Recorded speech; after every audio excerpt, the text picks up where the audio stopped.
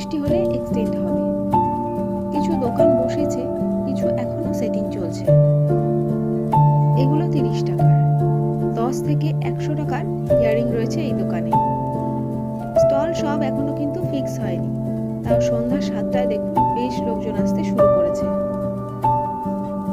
এই শাড়ির দোকানটা দেখো, এনারা বাংলাদেশ থেকে আসেন প্রতি বছর। দারুণ সব কালেকশন, 1500 থেকে 15,000 পর্যন্ত পাবে। এই যে এনাদের কার্ড, তোমরা চাইলে নিজেরাও যোগাযোগ করতে পারো। সব বাংলাদেশের অরিজিনাল শাড়ি এখানে পাবেন। এইগুলো 100 থেকে 200-র মধ্যে সব রয়েছে। এইদিকে ফুড স্টল থাকে, বেশ বড় মাঠে মেলা হয়। যাবতীয় জিনিস এই মেলায় পাওয়া যায়। শনিবার থেকে সব স্টল আশা করি বসে যাবে। যারা কোনোদিন আসোনি তারা এই জমজমাট মেলায় অবশ্যই ঘুরে যেও। আর হ্যাঁ, চেষ্টা করো যারা বয়স্ক বিক্রেতা রয়েছেন তাদের থেকে যদি কিছু কিনতে পারো, এতে এনাদের একটু হলেও উপকার হবে।